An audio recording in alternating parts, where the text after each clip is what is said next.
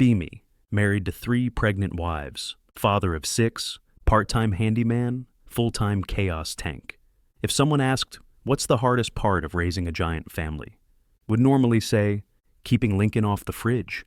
Turns out I was wrong. Hardest part is keeping Lincoln off the fridge while opening a diner. One evening, Diana looking at monthly budget like it personally betrayed her. We need more income. Lena slams a cookbook on the table. We need a place to feed people. Emily raises her hand like we're in a meeting. And a place for me to work that isn't an office where everyone thinks my husband is the impregnator. I sigh from my soul. Okay, so what's the plan? Diana smiles in that, I've already decided and you're just catching up way. Simple. We open a diner. Simple? I repeat like a fool. Emily nods, completely serious. We already cook for 8. Cooking for a few more is practically easier. Lena smirks. And we'll use your stamina for labor. Emily turns red. Diana kicks Lena lightly. Not that stamina, the handyman one. Emily. Oh, a little disappointed. They all stare at me. You want me to build a restaurant? Diana. Yes. Lena. Yes. Emily tries to say yes, but what comes out is a soft, please. That's my weakness. I cave. Step 1, find a location. Step 1.5, find one we can actually afford. We look at an abandoned laundromat that smells like wet regret. Former pet store that smells like sadness and hamster ghosts. Suspicious place literally labeled absolutely not haunted. Building with a hole in the floor, big enough to hide a body. Kids love this one. Finally find a small corner shop, good parking, cheap rent. Interior looks like it saw things. Plumbing. Maybe I work, maybe I don't. Floors creak like they're begging for retirement. Diana puts her hands on her hips. Perfect. I stare around. This place looks like a crime happened here. Lena shrugs. Then we'll uncrime it. Emily touches a wall, gets dust on her fingers. It has potential. I exhale. So, we're doing this. Diana pats my cheek. We're doing this. I have never been this tired in my entire life. Every day of sanding, painting, rewiring, fixing pipes, hauling equipment, assembling tables. Disassembling tables because Emily accidentally put the legs on upside down once. Cleaning spills, vacuuming nails out of the carpet, wives, supervisors. Diana, level that shelf. More. Okay, now it's crooked. Lena, move that counter 10 inches to the left. I move it. No, move it back. Emily, I baked muffins. They're kind of burnt, but I tried. God, I love her. Next days, we try to keep the kids away from the site. We fail miserably. They show up daily like tiny inspectors. George, this wall is boring. Paint a dragon on it. Miranda, the placement of this table violates safety standards. She does not know what safety standards are, but she's confident. Roosevelt, Dad, can I use the drill? Me, no. Nancy, I already used it. Me, wait, what? Lincoln climbs a ladder twice. Chloe screams because someone moved the chair she emotionally imprinted on. Mark, my eternally traumatized coworker, comes to help once. In 20 minutes, he sees Lincoln dangling from scaffolding, Nancy chasing a rat with a broom, Diana arguing with a contractor like she's about to issue a duel challenge. Mark whispers, I'm never having kids. Walks out. Finances hit like a truck. Every time we think we're close, new expense appears. Grease trap, fire safety inspection, permits, equipment warranty, 1 plumbing leak. 2nd plumbing leak, the same leak again, now with attitude. Signage, uniforms, chairs, insurance, tax forms written in ancient demon script. Emily cries from stress. Diana catches her and hugs her. Lena threatens the pipes with physical violence. I sit on the floor surrounded by receipts, questioning whether sleep was ever real or just a rumor.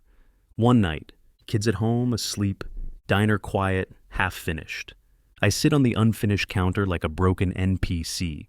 Diana sits next to me. You're doing great, she says softly. Lena curls into my side. We're proud of you. Emily leans on my shoulder. You're holding us together. I exhale. Some of the pressure leaves my chest. I kiss each of their foreheads. We're doing this as a team. Lena grins. Damn right. Diana smiles warmly. We always do. Emily whispers, I can't wait for opening day. For the first time in weeks. I actually believe we'll get there. Be me, guy with too many dependents. Thinks he's ready for anything. Wrong again. One afternoon, standard field chaos. Miranda arguing with a tree. Roosevelt trying to trade a Lego piece for chocolate milk. Nancy chasing a squirrel. Chloe screaming because Lincoln climbed the slide again. But George is acting strange. I pick up him from school. He's standing behind a big oak tree, peeking again, third peek. I follow his line of sight, girl by the bike rack, tying her shoelaces, quiet, shy, glasses too big for her face. George's ears go nuclear red. My brain, oh no, my boy, my son, caught feelings. I walk up behind him, dad ninja mode. What you looking at?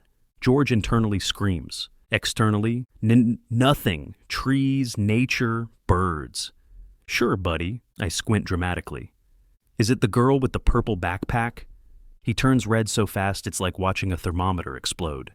I don't even know her name. Maybe it's, Dad, stop looking. He grabs my sleeve and drags me behind the tree, like I'm the suspicious one. I ruffle his hair. George, you like her, don't you? He blushes. Dad! Don't say it out loud. All right, but we should... Behind us, extremely loud. George is in love! Lena appears, carrying 2 toddlers. Smiling like she found buried treasure. George dies, inside. She runs up, nearly dropping Lincoln from excitement. Oh my God! My baby! My George! He's in love! George, please stop. Lena, what's her name? Is she nice? Is she smart? Does she like snacks? When are you inviting her to the family dinner? George, dying. Mom, please. Lena, do we need to buy you new clothes? George, Mom. I'm laughing way too hard to help. Emily arrives, holding a lunchbox. What's going on? Oh! Clasps her hands. George, do you like someone? George looks at me, eyes saying, traitor. I pat his shoulder. Sorry, kid. You're on your own now. He groans like a dying walrus. Diana walks over with Miranda. Why is everyone screaming? Lena points at George. He's in love! Diana's eyes widen. Oh no! George. Why does everyone say oh no? Diana crouches to his height. Because love is intense. And you have 3 very dramatic mothers. Lena. I am not dramatic. Immediately trips over a backpack. George. So can I go home now? In the car. George hiding in his hoodie. Miranda poking him. What's her name? Does she like science? Are you going to marry her? Can I be the flower girl? George. Stop! Roosevelt. George is going to be an insemina. Me. No. You do not finish that word. Diana is laughing so hard she's crying. Emily is red. Lena is beaming with pride at the emotional disaster we created. Our family, our chaos, our legacy. That night. Lena crawls into bed next to me. Soft voice. He's growing up. Yeah, her head on my chest. I'm proud of him. Me too. Then she sighs. I'm also going to interrogate that girl like a CIA agent. Lena, what? She better be worthy. I kiss her forehead. You're a good mom. She smiles against my shirt. Of course I am. My son is in love. House finally quiet. Kids asleep. Diana in office doing dinner paperwork. Emily reading in bed. Glasses sliding down her nose. Lena on the balcony. Blanket around her shoulders. Staring up at the sky. Too calm. Big thoughts. I step outside. Sit beside her. Cold? She shakes her head. Just thinking. I tuck the blanket around both of us, wrap an arm around her waist. She leans into me immediately, after a long silence. Anon, can I ask you something weird? I kiss her temple. You can ask me anything, but she doesn't ask. So I open my mouth first, and my brain betrays me. Did you ever want a normal family? The air changes. For a moment I regret it. Don't want to hurt her. She doesn't pull away, just looks at me. You think about that? Sometimes, I admit. I worry. What if you feel like you missed out? On one husband, simple life, traditional family, less chaos, less noise, less complications. She looks down at her hands. My heart squeezes. Then she laughs, soft, quiet, disbelieving. Shakes her head hard. Oh, Anan. No, no, no, no. Turns to me, grabs my cheeks. Look at me. I do. Her eyes are glowing. Honest, fierce, gentle all at once.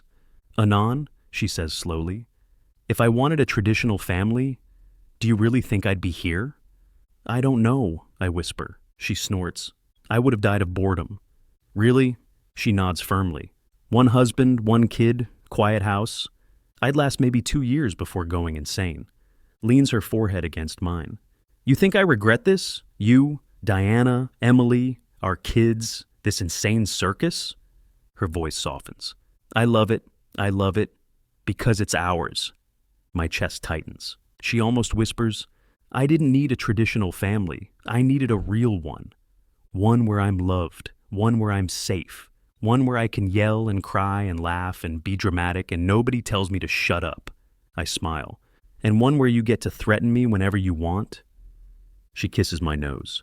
Exactly. I chuckle. Seriously, though, she nudges my cheek. You gave me more than a normal life ever could. What's that? She wraps both arms around me, whispers, a home that feels like mine. And my heart melts. Balcony door opens. Diana pokes her head out. What are you two whispering about? Steps outside with her mug of tea. Sits on my other side. Emily peeks out behind her. Book still in her hands. We weren't interrupting, were we? Lena waves them over. No, get over here. Diana sits next to me. Emily curls up next to Lena like a shy cat. Soon I'm under a blanket. 3 wives leaning into me. Lena, voice steady. I don't want normal. I want this. All of us. Together. Forever. Diana nods. Same. Emily adds quietly. Me too. I breathe out slowly. There's my answer. I kiss Lena's head, then Diana's, then Emily's. I love you, I say softly. 3 quiet answers. We love you too. We stay on the balcony, wrapped up in blankets, crickets singing in the distance. No screaming, no dishes, no paperwork, no kids hanging off the ceiling. Just us, my wives, my world. And I know, crystal clear, I wouldn't trade this for any normal life. One day. Decide to take family on wholesome camping trip. Bond, relax, nature, etc. Plan, roast marshmallows. Teach George to fish. Definitely keep Lincoln from yeeting himself into a river. We packed tents, food, diapers, 10 blankets, 14 snacks, 2 emergency snacks, 1 backup emergency snack, and Diana's completely necessary and not excessive bag. Weighs like a car battery. Forest is beautiful. Birds singing, breeze blowing, kids screaming. Perfect. Until I get lost. I walk about 40 meters to throw away trash. 40 meters. Logically impossible to get lost. But I am me to miss a turn. Step over a fallen log. Foot slips. Roll down a small hill like a sad burrito. End up in a clearing I've never seen in my life. No cell signal, of course. As I stand there, the ground rumbles. Oh no. The dirt under my feet shifts. Oh no. The whole patch of ground collapses. I fall. Through branches, through roots, into darkness. Land with a splash. Cold water, mud everywhere. Cough, sit up. Okay, I'm alive, I think. Nobody tell Lena about this. Eyes adjust. Faint light leaks through cracks above. Enough to see a cavern. Massive. And in the center, something huge. Metal. Rusted. A ship. I think, no way. Blink. Still there. An entire old cargo freighter, wedged inside a cave. Like reality forgot collision physics. Bent railings. Collapsed containers. Hull half buried in stone. Faded lettering in a language I don't recognize. Walk closer. 1 container split open. Inside, piles of gold bars. Coins. Jewelry. Sealed crates full of artifacts. I stare, whispering, holy. Eventually hear distant screaming. Unknown! Keep yelling! I heard something! If you're dead, I'm going to kill you. 3 flashlight beams appear through the hole above. I'm okay! I shout. Diana. What the heck happened? Lena. Why are you in a hole? Emily. Are you alive? Do you need medical help? I point at the freighter. You might want to see this. Their flashlights swing over. Diana gasps. Lena stops breathing. Emily squeaks. Long silence. Then all three, "We're rich!" The echo screams rich back at us for 15 seconds. We report it like responsible citizens. Rangers show up. Historians show up. Some maritime law expert shows up.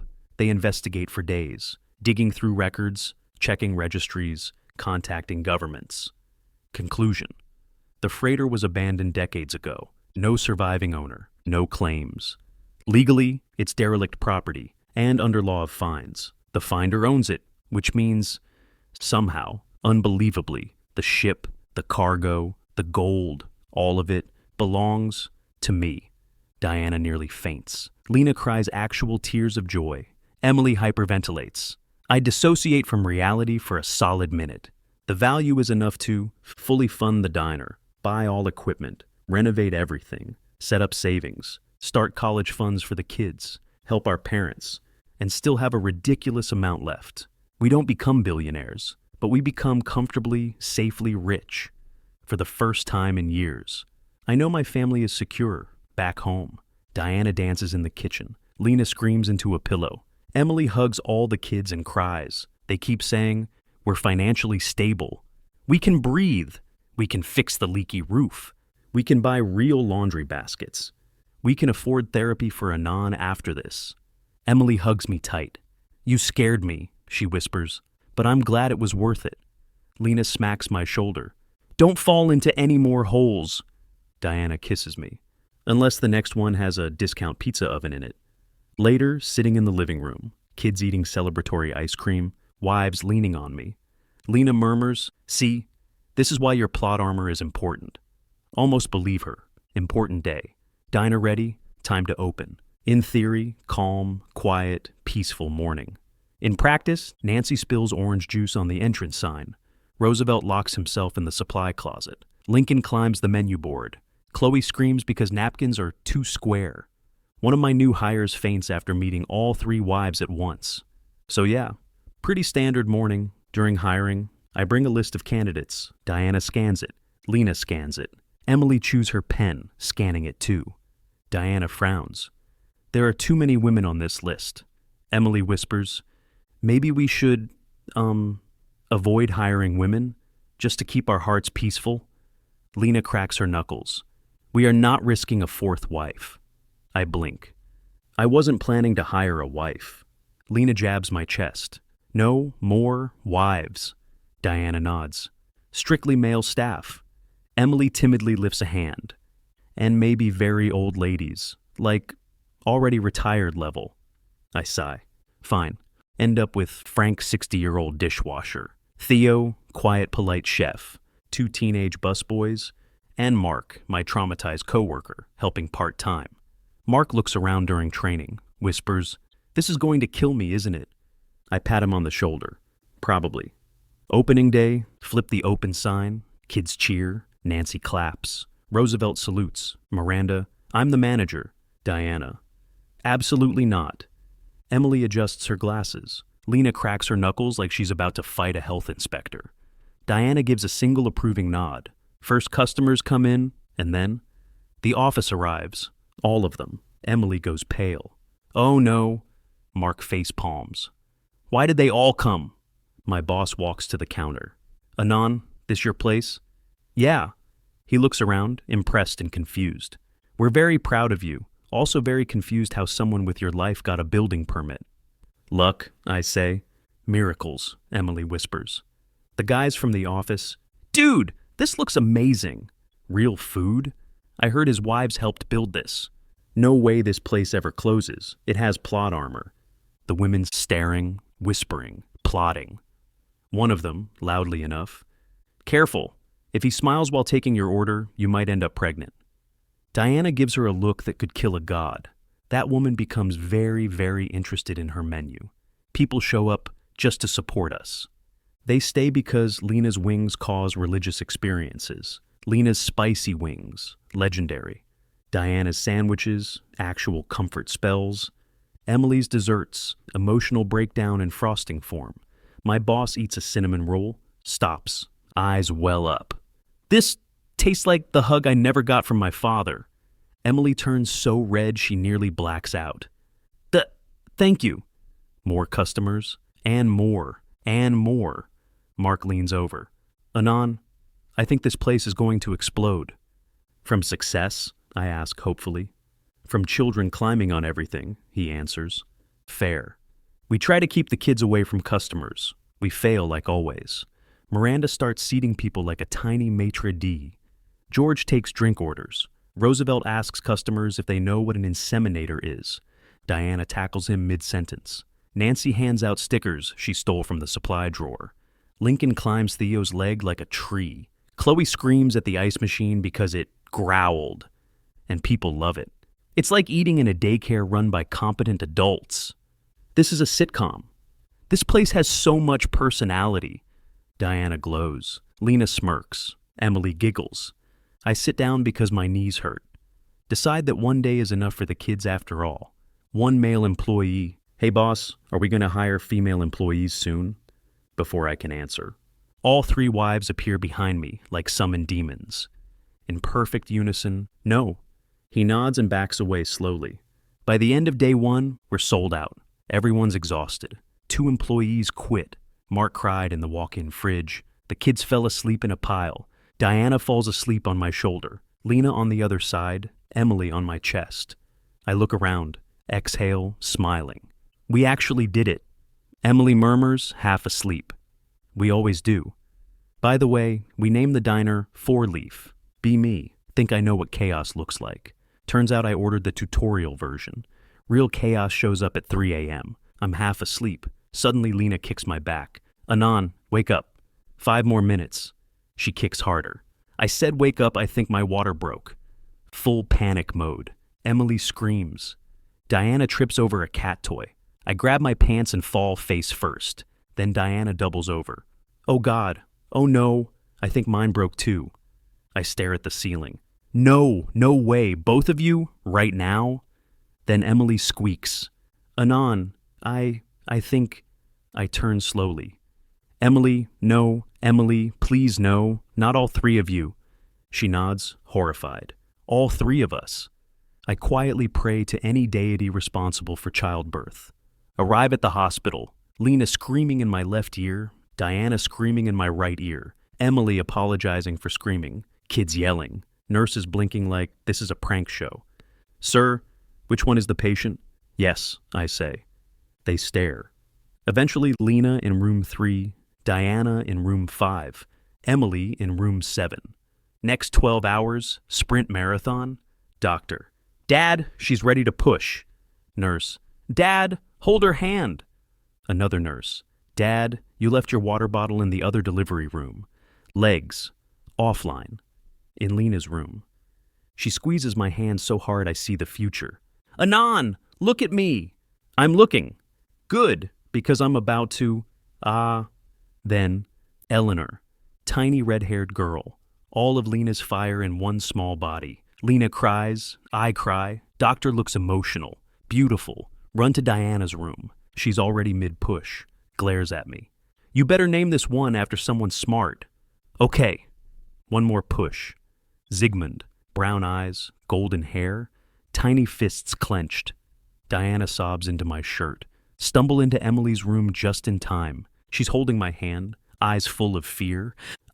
I'm scared. You're doing amazing, I tell her.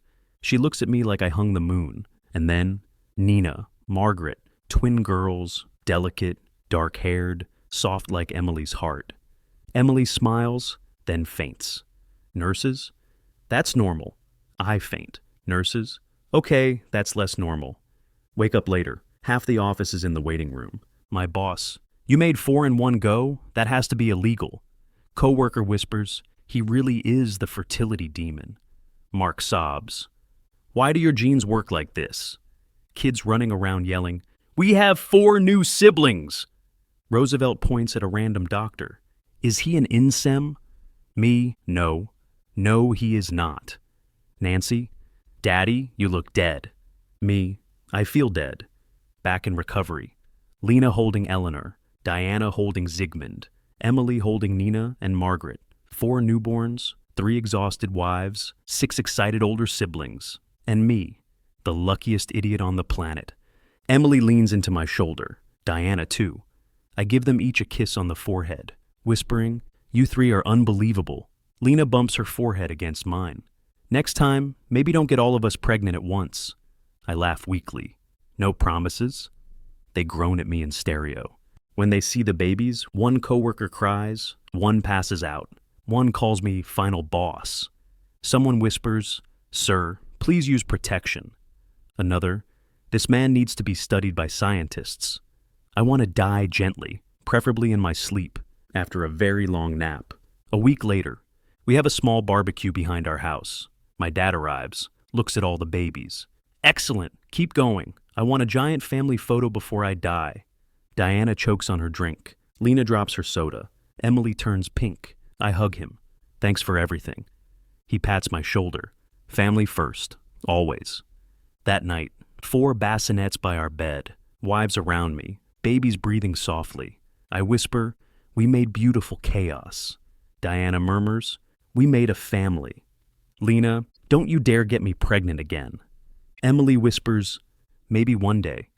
I smile in the dark. Whatever happens next, we'll face it together. My wives, my kids, my life, my everything.